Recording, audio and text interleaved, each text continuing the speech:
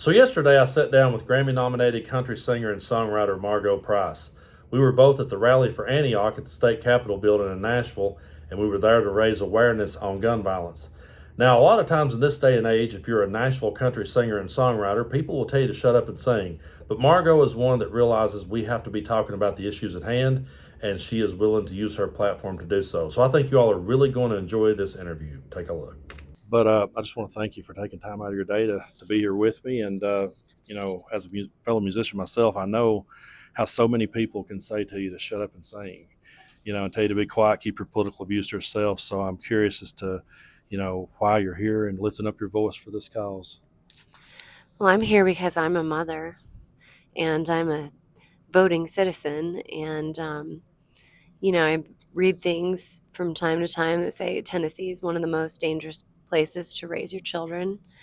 And I, I couldn't imagine not being here. I mean, when a child is murdered in our city, I don't understand how more people aren't upset about it.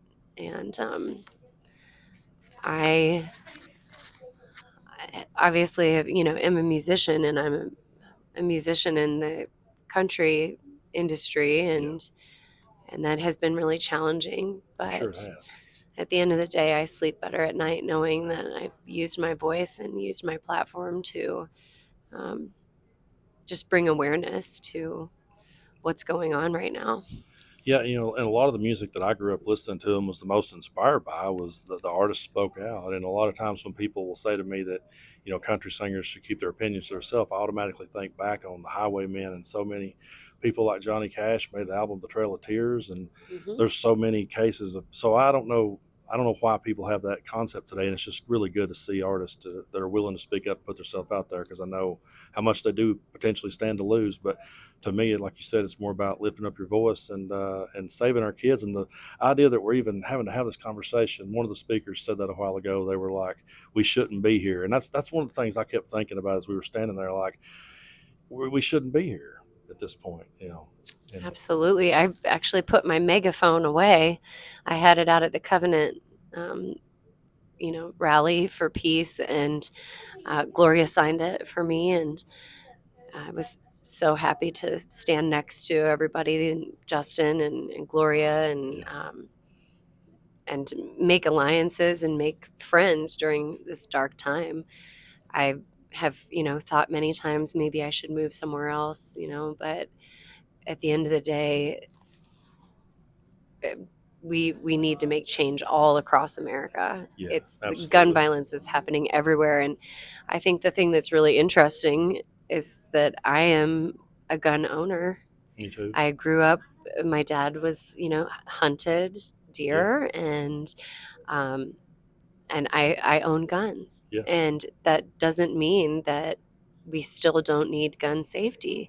yeah, So I feel like I'm in a really unique position to be able to talk to, uh, you know, country music fans. And I've been really lucky to get to spend a lot of time with Willie Nelson and Chris Christopherson. awesome. And, looking back at what they said with their music, with their words, and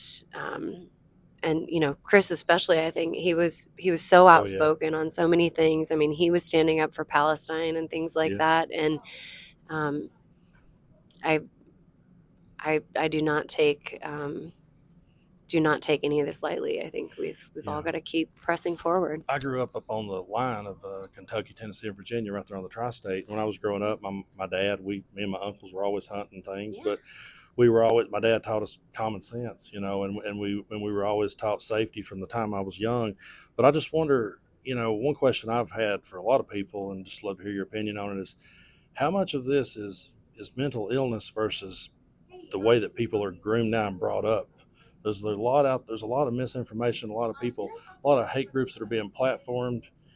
It seems to me that's given a megaphone to hatred. And so I sometimes wonder, I mean, I absolutely think that we should work harder to help people that needs help with, their mental health. But I say to myself sometimes, is it mental health or is it the platforms that now have amplified hate so much? I think the division that is being sown in our country right now, it's is so ugly. And we need to go back to loving our neighbors, trusting our neighbors. I think that we've got so much work to do in that We do. area. And the internet it's a dangerous tool when it's used incorrectly. And I think sitting down and having a conversation with people is always incredibly powerful. And I came in and spoke to Governor Bill Lee and Speaker Sexton. I don't know, it was probably 8-9 months ago. Yeah. And tried to have a civil conversation. But we're just seeing the way that these leaders are voting is Yeah. just it's not offering protection to our children. So how did that go when you were face to face with them? Because I've never been face to face with something like that. Did they seem at all genuine, or did they just kind of give the programmed political answer? Oh yeah, they were very nice. It was a emotional conversation, Yeah. and at times from both sides. I Because mean, a I lot of was times on TV, people will put forth, they try to outdo one another. So I kind of wonder what it would be like sitting like that across from a Bill Lee. Yeah, no, actually at the end of the conversation I felt like we had made some progress, but as I'm coming to realize, it's a lot of politicians, it's a lot of talk and no action. Yeah. And they just want your vote. Yeah. And they're not getting mine because Me either. we've got a lot of work to do. We've got so much work to do. One of the lines that jumped out at me about a year ago, I believe it was, is when Tim Burchett said, "We can't fix it." And that stuck with me. And then so many of the videos I've made, I've went back to that line because he was just like, well, someone's going to hurt you. They're going to, and there's nothing we can do about it. And I thought that was just such a smug way of looking at it, because what we're talking about is our children. And I don't think that's Democrat versus Republican. I don't think that's left versus right. And also these gun laws, we have different guns now. Yeah. There was no assault rifles when these guns were made, or when these gun laws were made. And so it's our duty to amend things and make a safe environment, because this isn't happening in other countries. Exactly. So absolutely things can be done. That's an apathetic approach. It's terrible. So many people wants to focus on the last part of the Second Amendment, shall not be infringed. They stick there and they don't go back to the well-regulated militia. Well-regulated. That means people need to know how to use them. Yes. Yeah, 100%. Yes. So I know right now a whole lot of people do feel pretty hopeless, and it's been a heck of a week. I had a friend of mine say that it felt like now we're on a horror movie and we're one of the characters and can't escape it. But what would you say to folks out there in these hopeless times to, how can we go about keeping ourselves uplifted? I think building community and reaching out to friends. There's so much that can be done despite, the leaders that we have.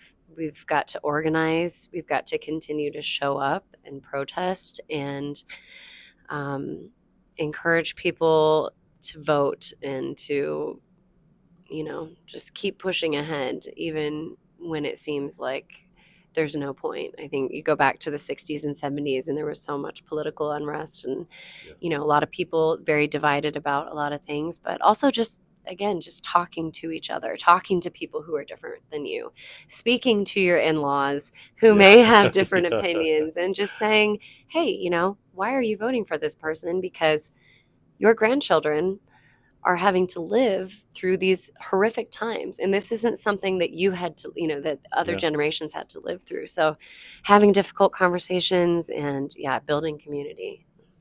I really appreciate that, and I appreciate you taking time to talk with me. Thank you so much. I wish you the absolute best for your music, and keep on speaking out and keep on playing. I appreciate it. Appreciate you. Thank you. So again, I want to thank Margo Price for taking time out of her day to sit down and talk with me. I really did enjoy that conversation, and I truly applaud and respect her for using her platform to talk about the broader issues. I know it's not easy when you're a musician to speak up and speak out, because you do get told to shut up and sing, but these issues are too important to ignore. And the way I look at it is, if somebody would stop listening to another person's music because they stood up for the children and stood up against gun violence, then that's not someone we would want in the crowd anyway. That's not someone I'd want to be standing next to. Yesterday, I was standing next to fellow citizens here in Tennessee who are just sick and tired of the senseless violence, and we want to see something done about it. So if you've not had the chance, go out of your way to find Margo Price's music. She's one of the best country singer and songwriters out there. I'm sure you'll enjoy it. And I look forward to talking to more people here while I'm in Nashville and having these conversations, because we just have to keep pushing forward. And I always say this: we are on the right side of history. So when things get you down, think about what Margo said: build stronger communities, have the conversations, because we are on the right side of history.